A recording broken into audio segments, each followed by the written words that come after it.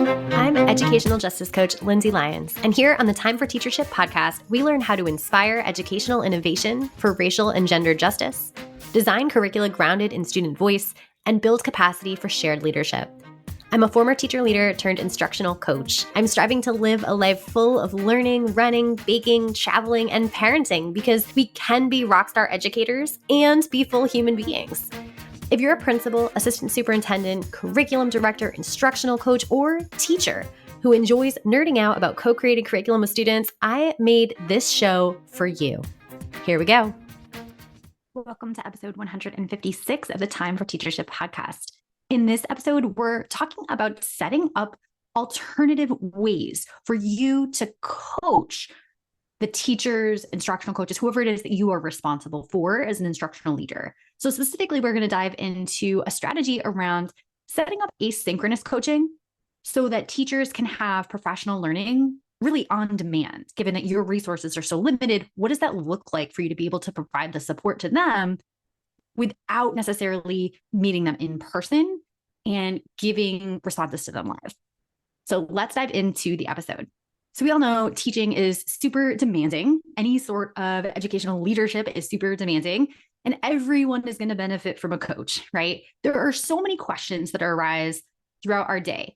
Every single day, I can think of 100 questions, even as an edupreneur in this space now, that I want to ask people and would love to just be able to send that question quickly to someone and get a response pretty immediately, right? However, we just don't have the resources to be able to necessarily provide that for every single teacher who we're responsible for, right?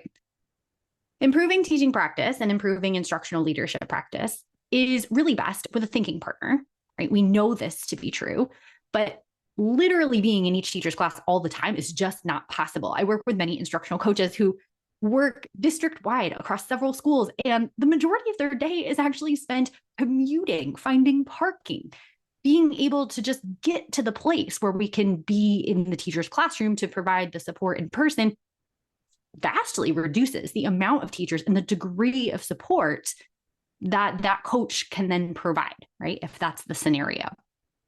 Even within a building, just walking to that teacher's classroom, setting up a time that works for you both, right? There's a very resource intensive process that is kind of our default here. So the question is, how do we offer instructional coaching or instructional leadership when your teachers or staff members need it without actually overworking yourself or under providing to those teachers? One strategy, and this again is just one, but I'd love to add it to your repertoire, is to set up an asynchronous coaching option. So I've definitely had those moments where I've been preparing for a class as a teacher. I want someone to talk through my idea with me. And I think, what about this resource? I want a resource that accomplishes X, right? Is there another way to approach this? Does this discussion question actually excite and energize people, or is it just cool in my head, but it's going to lead to crickets in the discussion, right? Whatever it is. It might be after school hours, it might be during the day, but all the teachers next door are busy. I don't have an instructional coach assigned to me. I don't want to bother anyone, right? There's all sorts of stuff wrapped up in that scenario.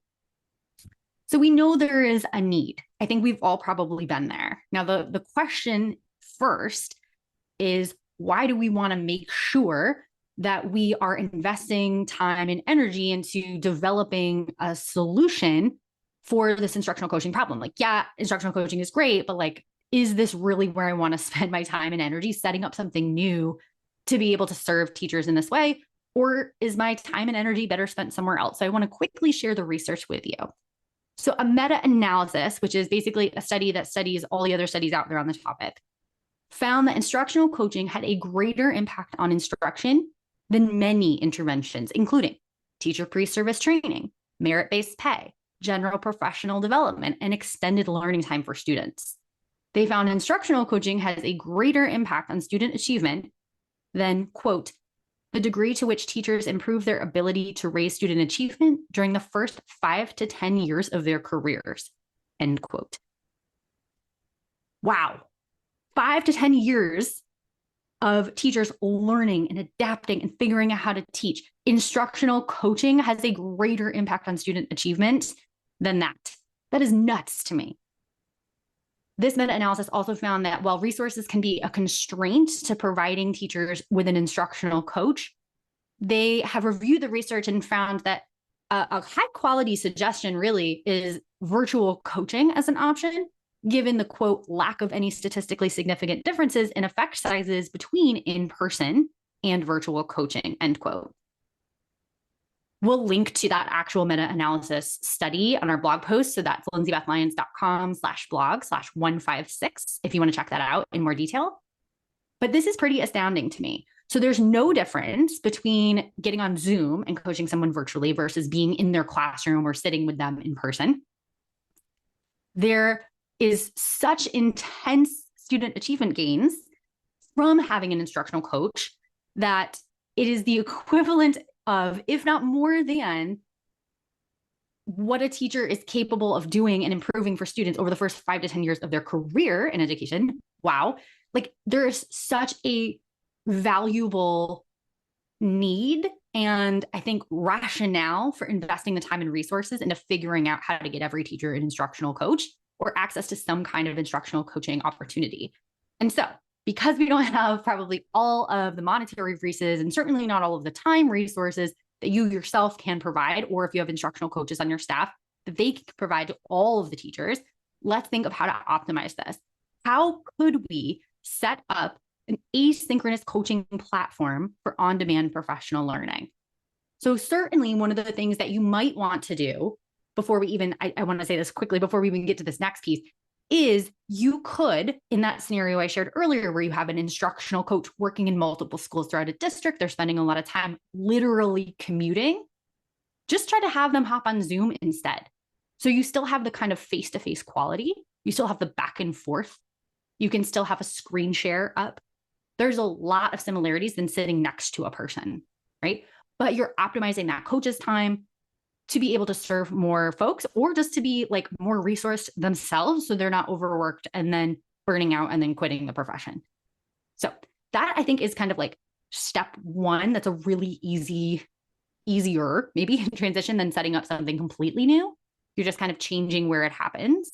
But the other thing I would recommend after that, you still may have an unmet need. You still may have a ton of teachers that don't have that service, or their schedules conflict with when you or the instructional leader who is responsible for coaching them can actually meet with them, for example.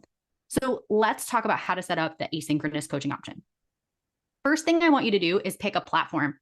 Now, Slack is the one that my co-coach Kara and I like, and we chose that for our EduBoost coaching service. But teachers may be more familiar with a platform that your specific school or district uses. A lot of schools use something like Microsoft Teams or the Google suite of apps. So it might be that you have a kind of Google classroom almost, right? That all of the coaching exists in, or you kind of house shared resources on it. And I'll get to that in just a minute. And the direct message feature within Google Classroom is how you're going to communicate like the one-on-one questions. Or it could be that like, okay, everyone has a Gmail account. We're going to use Google Chat or GChat, whatever you call it. And that kind of immediate messaging, the fact that it's going to ping me on my computer, like that's what we want because we're all on laptops anyways. I'm not positive about the Google Chat feature on a phone, but I think it's the same, because one of the things I would say too is to consider accessibility and modality features. Like, do you want teachers to be able to access the platform via an app on their phone or just have their laptop open? So I think different school and district communities have different rules around this. Like if you have a rule where no teacher can have their phone out during the school day, you probably don't need, or maybe even want, something that has a specific app on the phone. You just want it to be laptop based. Or maybe you're like, well, they can't have it in the school day, but most of my teachers want the support or do their planning after school. And if they're in the grocery line, they're not going to have their laptop out and they have 5 minutes to write me a quick question. Absolutely fine.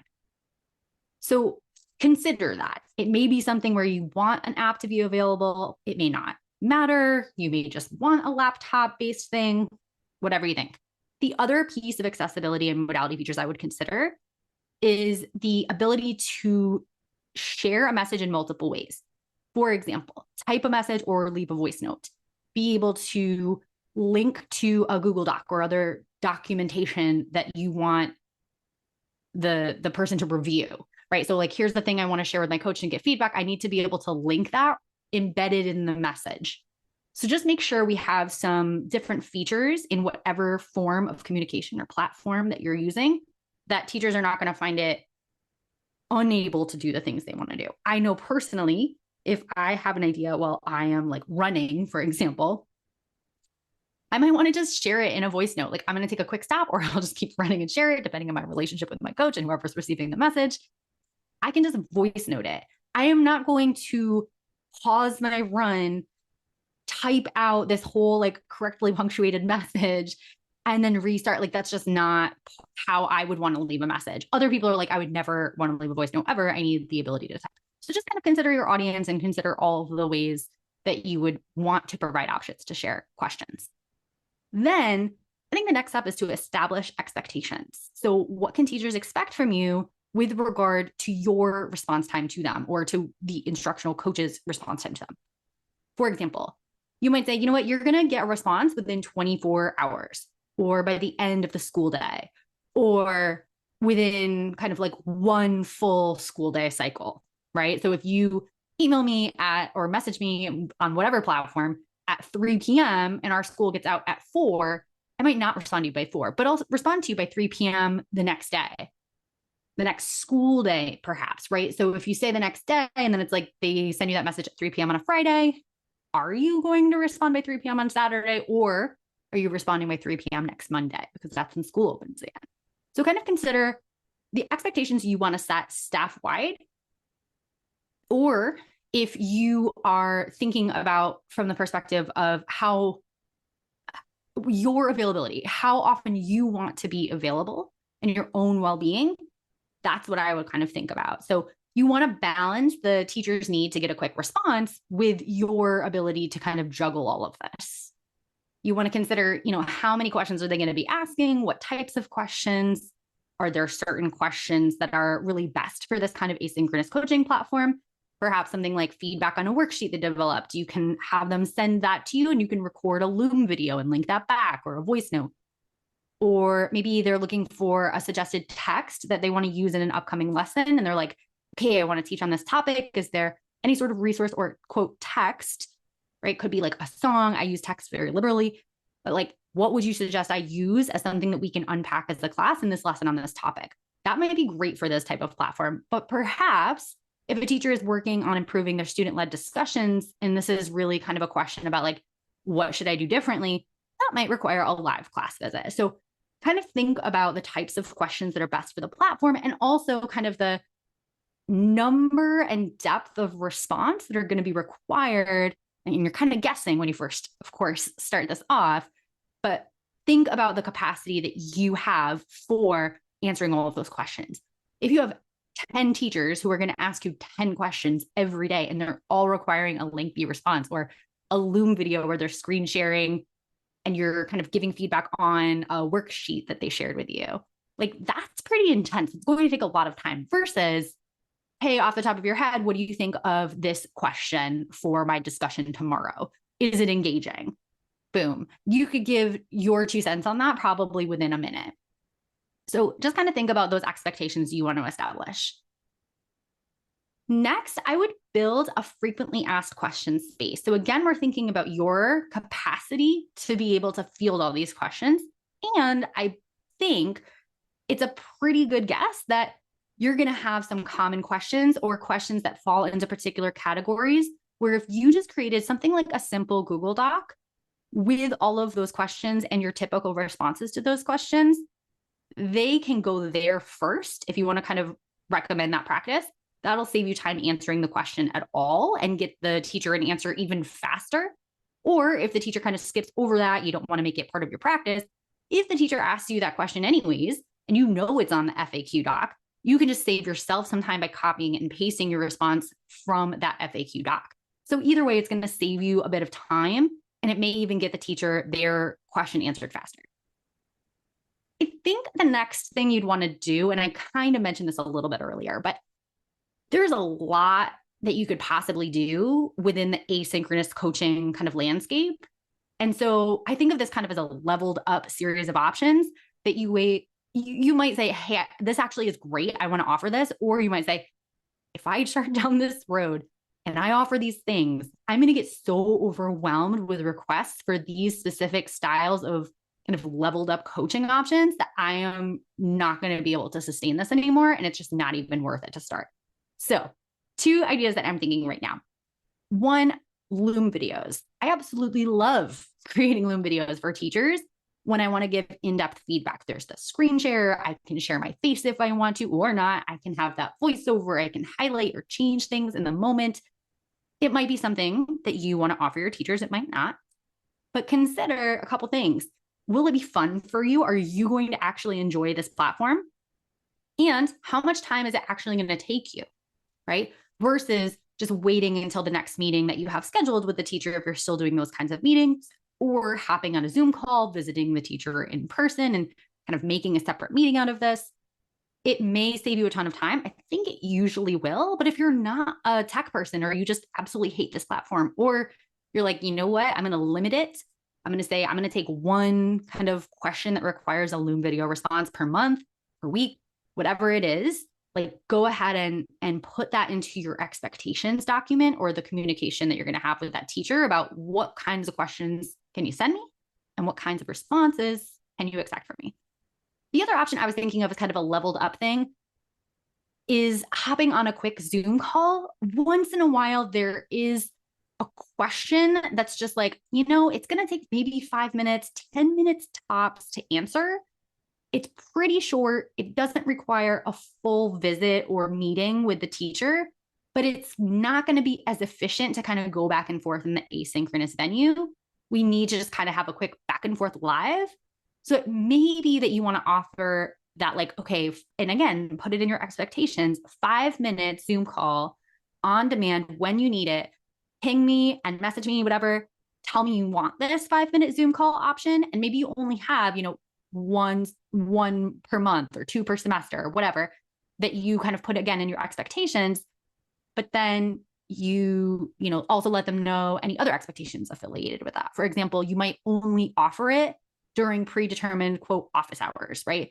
If you have your typical office hours where you can kind of drop in and get support here, great. Otherwise, I might be in a class, right? You can't always expect the instructional leader to be available for a 5 minute Zoom call. So it also may be an expectation that's like, you can ask for this. I'm going to tell you yes or no based on whether I can. But like that could also be a natural evolution from, okay, we're going back and forth. You asked me a question. I sent you an answer. There's some confusion. You know what? I can make the call in that moment as the instructional leader that I'm going to say, hey, if you're free now, let's just hop on this call. And again, I think you also want to consider platform-wise from step number 1, do you have a platform that enables you to get on a call quickly? So if you have the Google suite of apps, you can use something like Google Meets. Do you have Zoom integration? If you're using something like Slack, you have an ability to huddle, right? And do the kind of Slack-based video chat. That may also be a consideration that you have. Or you might say, you know what? I never want to do that. The whole point of this is asynchronous. If they want a full meeting with me live, they can book that on my calendar, like using a Calendly link or some other sort of system that I have, right? For a typical coaching call, totally fine. And then the last thing I would say, we've talked a lot about like, you kind of got to guess at the beginning of this launch and you might not know yet and you might learn as you go. So I recommend doing a small pilot and just naming it as that. I'm looking for a handful of teachers who are really excited about this idea. I'd love for you to help me test what works, what doesn't. I want you to give me some feedback. And then that will also help you evaluate your capacity. And then you can adjust those expectations or boundaries, promises, whatever you give them for what kinds of responses and the time that it will take you to respond if your initial guess was not as feasible. So I do think there is an opportunity for, again, those early adopters, those really excited teachers who are like, yeah, I've been waiting for something like this my whole life. I'm ready, right? Do something like that with them. Okay. So that is all we have for today. Set up your asynchronous coaching platforms. Let me know how it goes. I am so excited for you to just free up some more of your time and serve more teachers. Now, to help you implement effective coaching structures in your community, I am sharing a related resource, which is my free coaching call template. You can grab this at today's blog post for the episode at lindsaybethlyons.com/blog/156. See you next time. If you like this episode, I bet you'll be just as jazzed as I am about my coaching program for increasing student-led discussions in your school. Shane Safir and Jamila Dugan talk about a pedagogy of student voice in their book, Street Data. They say students should be talking for 75% of class time. Do students in your school talk for 75% of each class period? I would love for you to walk into any classroom in your community and see this in action. If you're smiling to yourself as you listen right now, grab 20 minutes on my calendar to brainstorm how I can help you make this big dream a reality. I'll help you build a comprehensive plan from full-day trainings and discussion protocols like Circle and Socratic Seminar to follow-up classroom visits where I can plan, witness, and debrief discussion-based lessons with your teachers. Sign up for a nerdy, no-strings-attached brainstorm call at lindsaybethlyons.com/contact. Until next time, leaders, think big, act brave, and be your best self. This podcast is a proud member of the Teach Better Podcast Network. Better today, better tomorrow, and the podcast to get you there. Explore more podcasts at teachbetter.com/podcasts, and we'll see you at the next episode.